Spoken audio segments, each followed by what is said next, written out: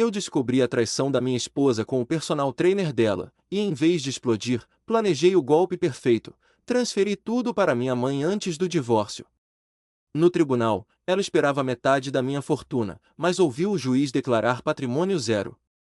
Minha vingança foi fria, legal e devastadora. O que você faria no meu lugar? Eu sempre soube que construir uma empresa de tecnologia no Rio de Janeiro exigia foco total, mas subestimei como isso afetaria meu casamento. Aos 38 anos, eu, João Silva, havia transformado códigos simples em um império que valia bilhões de reais. Minha esposa, Carla, com 32, parecia o complemento perfeito quando nos casamos há 10 anos, vibrante, ambiciosa, sempre incentivando minhas noites em claro no escritório. Mas ultimamente, nossas conversas rareavam, e eu atribuía ao estresse dela como designer gráfica freelance. Tudo mudou numa noite chuvosa, quando voltei mais cedo de uma reunião em São Paulo. Desci do carro na garagem subterrânea do nosso apartamento em Ipanema e ouvi risadas abafadas vindo da cozinha. Me aproximei em silêncio, o coração acelerando. Lá estava Carla, pressionada contra a bancada, os braços ao redor de um homem atlético que eu reconheci como o treinador dela, Rafael. Eles se beijavam com urgência, as mãos dele explorando seu corpo como se o tempo urgisse. Não aguento mais esperar, sussurrou ela. Os papéis do divórcio estão quase prontos. Em breve serei livre e rica o suficiente para a gente fugir para a Europa. Metade de tudo que o João construiu vai ser minha até o fim do ano. Fiquei paralisado nas sombras, o sangue gelando nas veias. Rafael riu baixo. Ele não suspeita de nada? O cara é gênio com computadores, mas cego para as pessoas. Carla bufou. João vive enterrado no trabalho. Há anos ele mal me nota. Com o que eu vou pegar, compramos aquela vila em Portugal que você mostrou. Viajamos o mundo sem preocupações. Eles continuaram, planejando detalhes, viagens, compras, uma vida sem mim. Senti o chão sumir. Não era só a traição, era o cálculo frio, a ganância transformando nosso casamento em um esquema. Naquela noite, depois que Rafael saiu pela porta dos fundos, me tranquei na sala e encarei o espelho. Meu reflexo mostrava um homem traído, mas não quebrado. Em vez de confrontá-la, decidi agir. Liguei para minha mãe, Dona Maria, uma viúva de 65 anos em Belo Horizonte, dona de uma pequena rede de livrarias. Mãe, preciso da sua ajuda para algo grande, disse. Contei tudo sem filtros. Ela pausou, depois respondeu: O que você quer que eu faça? Sorri pela primeira vez em horas. Quero que você se torne a mulher mais rica de Minas Gerais. Nos dias seguintes, contratei uma advogada discreta, Doutor Oliveira, especialista em direito patrimonial.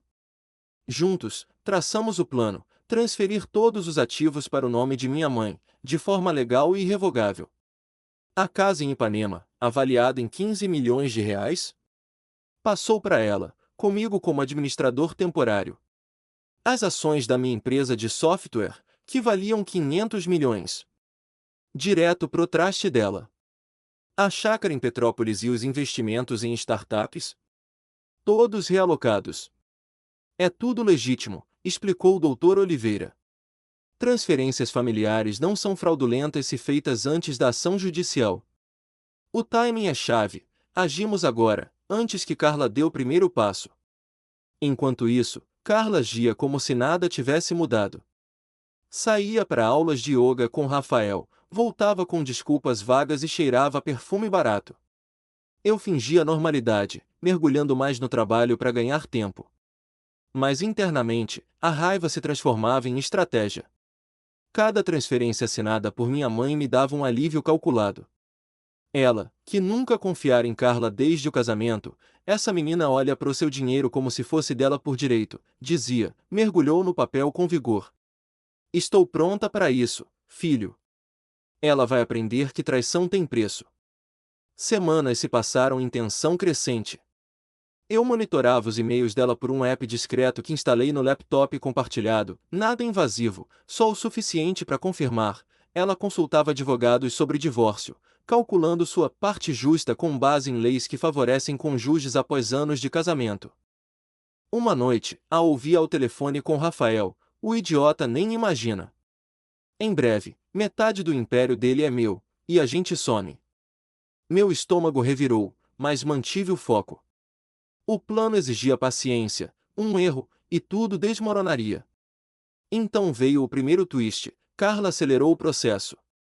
Meu assistente me entregou a papelada, ela entrará com o pedido de divórcio, alegando abandono emocional e exigindo 50% dos bens. Ri sozinho no escritório. Perfeito. Isso validava o timing das transferências. Liguei para a doutora Oliveira, ela mordeu a isca. Marcamos a audiência para o mês seguinte, em um tribunal federal no centro do Rio. Enquanto preparava as divulgações financeiras, adicionei uma camada extra, documentos provando a infidelidade dela, coletados de forma ética via investigador particular. Não para humilhar, mas para ativar a cláusula do nosso pré-nupcial, assinado no noivado, que renunciava à pensão em casos de adultério. A tensão subia a cada dia. Carla começou a me tratar com desdém aberto, saindo mais, ignorando minhas tentativas de conversa. Rafael aparecia em horários acidentais, trocando olhares cúmplices. Eu via tudo, registrava mentalmente, mas não reagia. Em vez disso, finalizei as últimas transferências. Minha mãe, agora dona de tudo no papel, me ligou animada. Está feito, João. Seu patrimônio? Zero no seu nome. O coração acelerou, não de medo, mas de antecipação. Ela achava que me destruiria, eu a deixaria sem nada, tudo dentro da lei. Dias antes da audiência, veio o segundo twist, Rafael pediu demissão do emprego. Descobri por um contato na academia, ele espalhava que ia viajar com uma herdeira. Carla sorria mais, comprava roupas novas com o cartão conjunto, como se já celebrasse a vitória. Eu? Cortei o cartão discretamente e transferi o saldo restante pro traste. Ela notou, questionou, mas eu desviei, ajustes no orçamento da empresa. A dúvida surgiu nos olhos dela pela primeira vez. Boa. A semente da incerteza plantada. Chegou o dia do tribunal. Entrei na sala com postura neutra, doutor Oliveira ao lado. Carla chegou confiante, com seu advogado, um tubarão jovem chamado Mendes, que cheirava a ambição. A juíza, doutora Santos, uma mulher de meia idade com ar imparcial, iniciou a sessão. Vamos à divisão de bens. Carla apresentou sua petição, listando valores inflados dos meus ativos. Mendes sorriu, minha cliente merece metade, Sua Excelência. Casamento longo, contribuição indireta. Meu momento. Levantei, entreguei a pasta com as divulgações atualizadas. Sua Excelência, meu patrimônio líquido atual é zero. A sala congelou. Carla piscou, confusa. O quê? Doutor Oliveira prosseguiu. Todos os bens foram transferidos legalmente para a mãe do requerido semanas antes da ação. Aqui estão os registros. A juíza folheou os papéis, sobrancelhas erguidas. Mendes protestou, fraude. Isso é manobra para esconder ativos.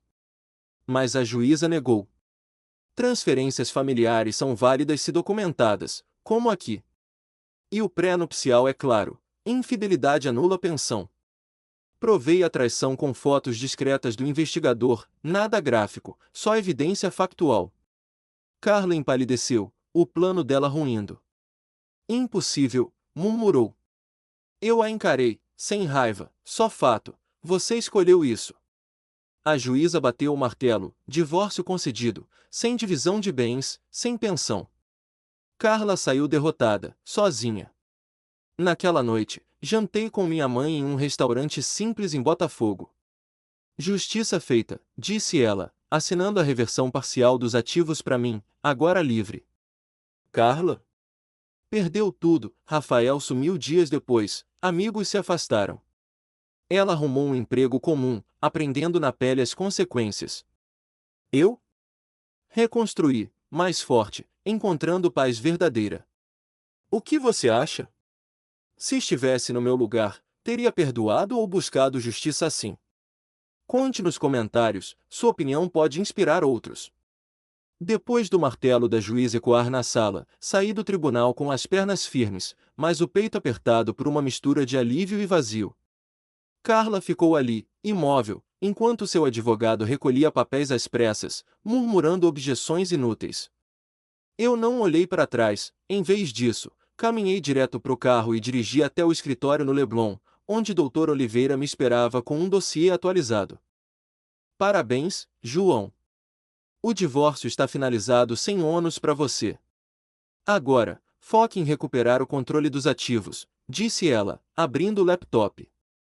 Assinamos os documentos de reversão parcial, as ações da empresa voltavam para o meu nome, a casa em Ipanema permanecia com minha mãe como garantia extra. Mas o twist veio logo. Um e-mail anônimo chegou minutos depois, com fotos granuladas de Carla saindo de um motel na Barra da Tijuca com Rafael. Não era do investigador, alguém mais vigiava. Meu estômago revirou, quem mais sabia? Voltei para casa naquela tarde e encontrei o apartamento revirado. Gavetas abertas, roupas jogadas no chão como se Carla tivesse feito uma busca frenética antes de sair. Revirei os papéis na escrivaninha e descobri anotações dela, listas de bens que esperava dividir, cálculos de pensão, até um rascunho de e-mail para um contador pedindo dicas para provar negligência emocional. Mas o que me paralisou foi uma carta não enviada, endereçada a um advogado em São Paulo. Nela, Carla descrevia um plano B, acusar-me de evasão fiscal para forçar uma investigação federal nos meus negócios. Se o divórcio não der metade, o governo leva tudo dele, escrevia. Meu coração disparou. Ela não parara, planejava escalar o conflito, arriscando minha empresa inteira. Liguei imediatamente para Dr. Oliveira, ela tem algo maior em mente. Precisamos contra-atacar. Nos dias seguintes, intensifiquei a vigilância. Contratei um segurança discreto para monitorar os movimentos dela, tudo dentro da lei, relatórios diários por app criptografado. Descobri que Carla se mudará para um apartamento alugado em Copacabana, financiado por um empréstimo que ela pegara no banco usando nosso histórico conjunto. Rafael ainda rondava, câmeras de rua o flagraram entrando no prédio dela à noite, mas pela manhã ele saía sozinho, carregando malas. Twist, ele não era só amante, era cúmplice.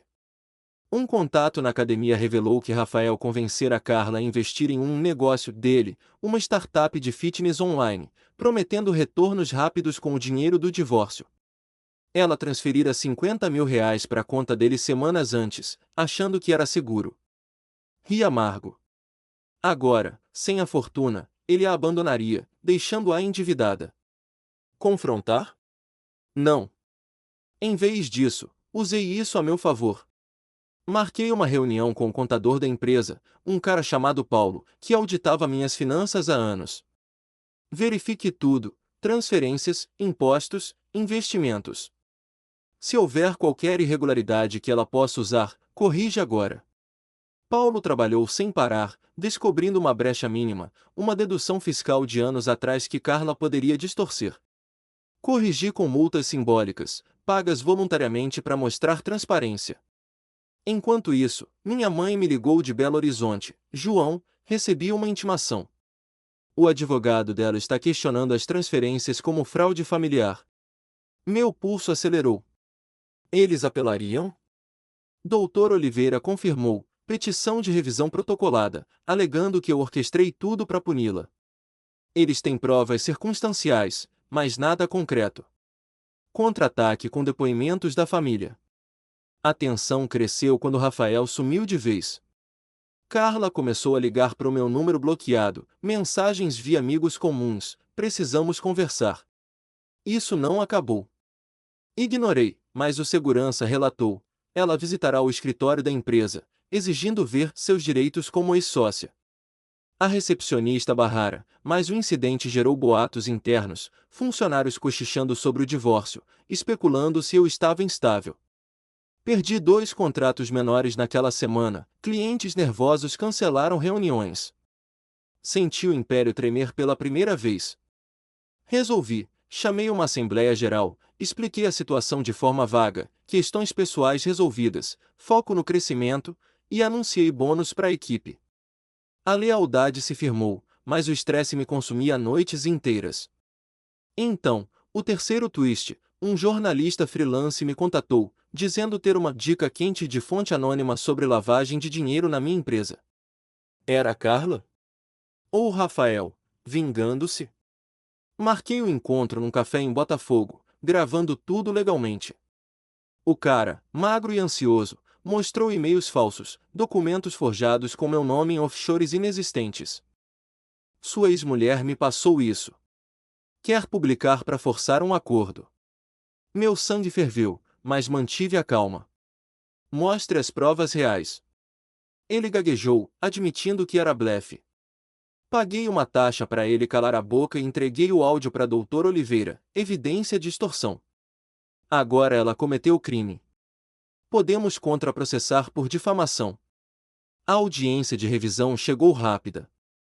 Entrei no tribunal com Paulo e Dr. Oliveira, Carla do outro lado com Mendes, que parecia mais agressivo. A juíza Santos revisou os argumentos, novas alegações de fraude. Mendes apresentou as anotações dela, tentando provar intenção. Mas eu contra-ataquei, mostrei os e-mails pro jornalista, os investimentos dela com Rafael, provando que ela manipulava para ganho pessoal. Não é defesa, é contra-ataque legal, argumentou o Dr. Oliveira. A juíza franziu a testa, ordenando perícia nos documentos. Horas de depoimentos, minha mãe testemunhou as transferências como ajuda familiar genuína, Paulo confirmou auditorias limpas. Carla, sob pressão, admitiu o empréstimo para Rafael, mas negou o resto. O veredito veio no fim do dia, apelação negada. Transferências válidas, e contraprocesso autorizado por tentativa de extorsão. Carla saiu cabisbaixa, Mendes dispensado na hora. Mas o twist final da parte, no carro, recebi uma mensagem dela: você ganhou, mas perdeu tudo o que éramos. Bloqueei de novo. Voltei para o escritório, onde uma nova proposta de investimento esperava, de um parceiro em Lisboa, atraído pela resiliência da empresa. Reconstruía, mas a cicatriz da traição latejava. Ela pagaria pelas ações, legalmente, enquanto eu avançava. O que faria você se descobrisse um complô assim após o divórcio? Perdoaria ou pressionaria por justiça total? Compartilhe nos comentários. Com o veredito da apelação ainda fresco na mente, voltei ao escritório e mergulhei nos relatórios de vendas. A notícia do contraprocesso vazara para a imprensa local, e 2 investidores menores retiraram apoio, temendo escândalos. Liguei para Paulo, o contador, audite tudo de novo. Não quero surpresas. Ele confirmou que as finanças estavam impecáveis, mas alertou sobre uma cláusula nos contratos antigos. Carla, como ex-esposa, poderia reivindicar royalties de um software que ela ajudara a testar anos atrás. Meu pulso acelerou. Ela planejara isso? Marquei uma reunião com a equipe jurídica para bloquear qualquer brecha, transferindo royalties para um fundo familiar controlado por minha mãe. Enquanto isso, o segurança relatou: Carla tentava acessar o prédio da empresa via portão de serviço, alegando itens esquecidos. Barrada novamente, ela gritou para o porteiro que eu a devia explicações. Dias se passaram em alerta constante. Recebi uma carta certificada dela, via advogado novo, um especialista em direitos conjugais de Niterói. Nela, exigia uma compensação amigável de R$ 5 milhões para evitar mais ações, citando sofrimento emocional e o empréstimo com Rafael como prova de desespero causado por mim. Ri seco, mas o twist veio, anexada, uma cópia de extrato bancário mostrando que ela pegara outro empréstimo, agora para pagar honorários. Rafael a deixará na mão. Um amigo comum confirmou que ele fugira para São Paulo, levando o dinheiro da startup e cortando o contato. Ela estava sozinha, afundando em dívidas, e agora me via como última saída. Dr. Oliveira riu ao ler: é chantagem velada. Use isso no contraprocesso para provar má-fé. Intensifiquei as defesas. Instalei protocolos extras na empresa, senhas biométricas nos servidores, cláusulas de confidencialidade reforçadas em todos os contratos. Um parceiro de Lisboa, atraído pela notícia da vitória judicial, propôs uma joint venture em apps de inteligência artificial, injetando 20 milhões de euros. Aceitei, mas com due diligência total, nada de riscos. Enquanto negociava, veio o quarto twist, um e-mail de um ex-funcionário, demitido meses antes por ineficiência, oferecendo-lhe informações sobre supostas fraudes nas transferências para minha mãe. Pedia R$ 100.000 para calar. Era armadilha de Carla? Paguei um investigador para rastrear. Sim, o cara se reunirá com ela em um café na Zona Sul. Entreguei as provas para a polícia, tentativa de extorsão registrada, processo aberto contra os dois. A tensão escalou quando a mídia pegou o caso. Um tabloide publicou: empresário do Rio usa lei para punir ex-mulher traidora, com detalhes distorcidos. Meu telefone tocou sem parar, repórteres, curiosos, até um investidor grande cancelando uma rodada de funding. Convocamos uma coletiva curta, o foco é nos negócios, não em dramas pessoais. As ações foram legais e transparentes. A imprensa recuou, mas o dano interno doeu. Uma desenvolvedora sênior pediu demissão, alegando do ambiente tóxico por causa do bus. Perdi talento valioso, e o estresse me fez pular refeições, focando em código novo para distrair. Então, o quinto twist: Carla apareceu na porta da minha casa em Ipanema, à noite, sem aviso. O interfone tocou, e o porteiro avisou. Desci, coração batendo forte, e a encontrei no lobby, carregando uma caixa. Preciso falar com você, João. Sem advogados. Deixei entrar por 1 minuto, mantendo distância. Ela abriu a caixa, fotos antigas nossas, o anel de noivado, papéis de dívidas acumuladas. Eu errei. Rafael me enganou, levou tudo. Me ajude, pelo que fomos. Lágrimas escorriam, mas vi o cálculo, tentava apelar para o passado para amolecer. Você planejou me destruir, respondi frio. Agora colhe o que plantou. Ela implorou por um emprego na empresa, qualquer coisa para recomeçar. Recusei, chamando segurança para escoltá-la. Na saída, murmurou: você vai se arrepender. Tenho mais provas. Naquela noite, não dormi. Liguei para minha mãe, ela está desesperada. Pode tentar algo maior. Ela sugeriu: mantenha a distância, mas prepare uma oferta de paz, algo pequeno, para fechar o capítulo. Considerei, mas Dr. Oliveira aconselhou contra. Qualquer pagamento parece admissão de culpa.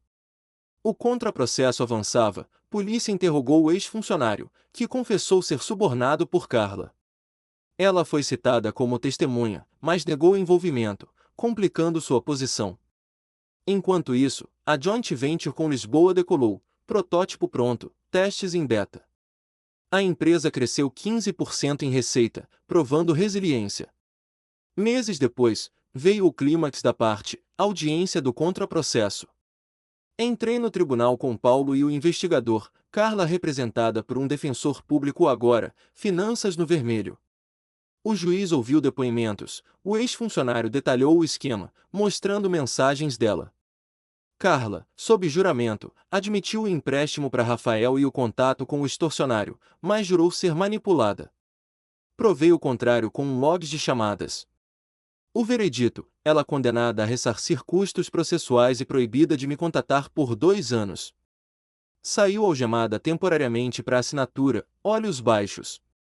Justiça servida, sem violência, só consequências legais. Reconstruí devagar. Contratei a desenvolvedora de volta com salário melhor, expandi para Portugal com um novo app. Carla arrancou o emprego em uma agência pequena, pagando dívidas aos poucos, aprendendo responsabilidade. O vazio da traição diminuiu, substituído por foco no futuro. Mas a lição ficou: confiança se reconquista com ações, não palavras. Você acha que eu deveria ter oferecido ajuda no final, apesar de tudo? Ou a lei basta para ensinar a lição? Diga nos comentários sua visão. Com a condenação de Carla ecoando nos jornais, pensei que o capítulo se fechava, mas o sexto twist surgiu rápido. Uma auditoria fiscal surpresa da Receita Federal invadiu o escritório da empresa. Agentes revistaram arquivos, questionando as transferências para minha mãe como possível sonegação. Meu coração disparou: Carla denunciará anonimamente? Paulo, o contador, confirmou: o processo citava irregularidades em bens familiares pós-divórcio. Chamei doutora Oliveira imediatamente. Ela organizou defesa, apresentando todos os registros notariais. É retaliação clara, disse. Eles buscam brechas para reabrir o caso. Enquanto os agentes saíam com cópias de documentos, recebi um e-mail dela de um endereço novo. Você acha que acabou? A lei vai te pegar agora. Bloqueei, mas o dano já rolava. Ações da empresa caíram 10% no mercado informal. Dias de reuniões intensas se seguiram. Contratei um consultor tributário de Brasília para revisar cada transação. Descobri uma falha técnica. Uma transferência de ações fora registrada com atraso de um dia, o que poderia ser interpretado como manobra. Corrigi pagando impostos retroativos, mais multa de R$ 2 milhões, tudo documentado para provar boa-fé. Mas o twist aprofundou. O investigador particular ligou com novidades. Carla se aliara a um ex-sócio meu, demitido anos antes por desvio de fundos, prometendo divisão de prêmios se ele testemunhasse contra mim em uma ação civil. O cara, amargurado, aceitara. Gravaram reuniões em um bar em Flamengo, onde ela o incentivava a forjar e-mails antigos. Entreguei as gravações para a polícia, ampliando o processo por conspiração. A tensão invadiu a vida pessoal. Minha mãe, em Belo Horizonte, recebeu visitas de jornalistas fingidos, sondando sobre as transferências. Eles me pressionam, João. Dizem que sou cúmplice, relatou. Enviei segurança para ela, e Dr. Oliveira protocolou queixa por assédio. No escritório, o clima pesava. 2 programadores pediram demissão, citando incerteza no futuro da empresa. Perdi momentum na joint venture com Lisboa. O parceiro hesitou, exigindo garantias extras. Resolvi com uma apresentação virtual. Mostrei balanços auditados, planos de expansão para apps de saúde digital. Convenci, mas o esforço me esgotou. Noites codificando sozinho para preencher vagas. Então, o 7º twist, Rafael reapareceu. O segurança o flagrou rondando o prédio da empresa, fingindo entregar currículos. Interrogado discretamente, confessou, Carlo contatara, oferecendo 20% de qualquer indenização que ela ganhasse para ajudar na denúncia.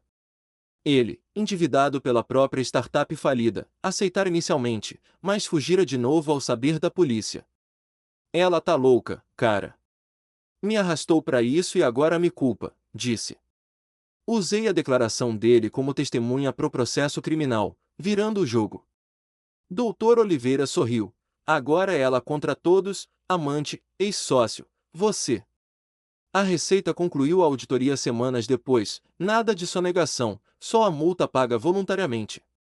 O alívio veio, mas Carla não parou. Entrou com ação civil por danos morais, alegando que o divórcio e o contraprocesso a deixaram deprimida e sem emprego. O juiz marcou audiência, e eu preparei contraprovas, relatórios médicos falsos dela, comprados online para dramatizar. O investigador confirmou, ela consultara um médico duvidoso para atestado. Na sessão, seu novo advogado tropeçou nas inconsistências. Dr. Oliveira desmontou tudo com evidências digitais. O juiz arquivou, multando-a por litigância de má-fé, mais R$ 50 mil em custos. Mas o 8º twist levou o risco. Durante a audiência, o ex-sócio dela testemunhou, mas quebrou sob cross-examination, admitindo suborno. Em pânico, gritou na sala, ela me pagou para mentir. Tem mais gente envolvida. O alvoroço levou a uma investigação paralela da promotoria, descobrindo que Carla contatara hackers freelance para invadir meus servidores, tentativa falha, mas registrada em logs. Polícia prendeu preventivamente por obstrução de justiça e tentativa de fraude cibernética. Saiu em fiança, mas com tornozeleira eletrônica, proibida de se aproximar de mim ou da empresa. Reconstrução acelerou. Com a ameaça neutralizada, fechei a joint venture, investimento liberado, equipe expandida com talentos de São Paulo. Lancei o app de inteligência artificial, que viralizou em Portugal e Brasil, dobrando a receita. Minha mãe voltou para os livros, transferências revertidas com segurança extra. Encontrei equilíbrio pessoal, saídas com amigos, foco em hobbies como surf em Ipanema, longe de dramas. Carla, sob pressão, aceitou acordo final, retratação pública por difamação, pagamento de todas as multas via parcelas de seu salário em uma agência de design. Aprendeu o custo da ganância, reconstruindo devagar, sem mais compros. Eu? Saí mais forte, priorizando parcerias sólidas e alertas para traições futuras. Você pressionaria por prisão total ou um acordo assim bastaria? O que faria para proteger seu legado? Compartilhe nos comentários. Com a tornozeleira eletrônica limitando os passos de Carla, achei que o pior passará, mas o nono twist veio como um raio. Um vazamento de dados da empresa expôs e-mails internos sobre o divórcio, incluindo menções ao plano das transferências. Hackers anônimos postaram tudo em fóruns online, alegando justiça pro lado traído. Meu telefone explodiu com notificações, clientes furiosos cancelando contratos, acionistas exigindo explicações. Chamei a equipe de TI para rastrear. O IP levava a um cibercafé em Nova Iguaçu, onde câmeras flagraram um conhecido de Carla, um técnico de informática que ela contratara para ajudar com currículo. Meu estômago apertou. Ela orquestrara isso de longe, violando a proibição de contato. Doutor Oliveira confirmou, é crime cibernético. Podemos pedir revogação da fiança. A crise se instalou rápido. Convocamos uma reunião de emergência com o conselho, perdas estimadas em 5 milhões de reais só em reputação. Paulo, o contador, projetou cenários. Se não controlássemos o dano, a joint venture com Lisboa poderia evaporar. Atuei, contratei uma firma de cibersegurança para isolar servidores, mudei protocolos para autenticação dupla em todos os acessos.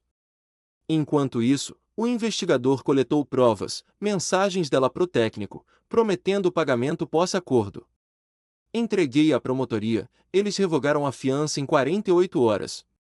Carla voltou à custódia, interrogada sobre o vazamento. Sob pressão, confessou parcial, ele agiu sozinho, mas eu sabia.